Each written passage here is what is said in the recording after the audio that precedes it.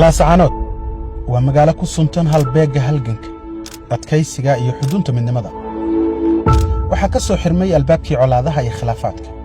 waxa uu bariyay waa cusub dadkuna waxay u diyaar garoobayaan dabaaldega iyo soo dhaweynta ra'iisul wasaaraha waddanka booqashadayada insha Allah aan ku tagi doono magaalada laascaanood waa mid lagu xoojinayo xiriirka wada shaqeyneed ee maamulka SSC Khaatumo iyo xukuumadda federaalka ee Soomaaliya booqashada ra'iisul wasaaraha Soomaaliya Xamse Cabdi Barre ku tagay Sool waxay ka dhigan tahay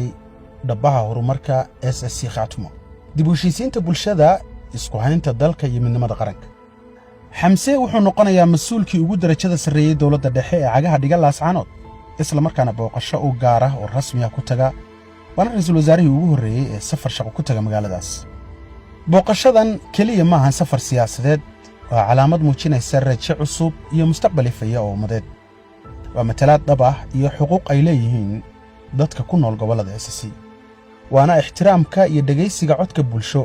ee aan muddo dheer dhagta loo dhigin talaabada uu qaaday ra'iisul wasaare Xamse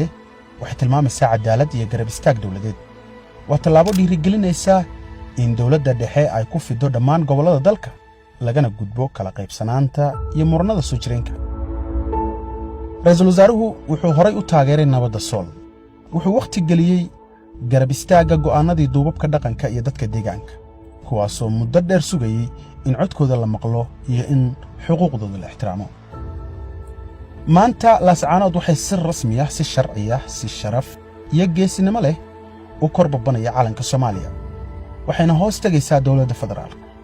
wariyadii shacab rajadii la sugayay iyo gurashada mirihii halganka dadka reer Sool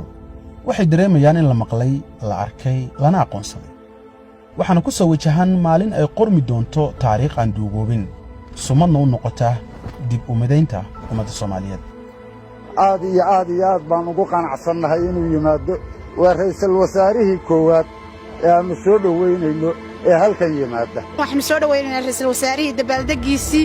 iyo maxaa sheegayay soo dhaweyntiisa baan diyaar u nahay aniga gabadhayda diyaar waxaan u nahay ra'iisul wasaaraha waxaynu isla qaadaynaa heestii ahayd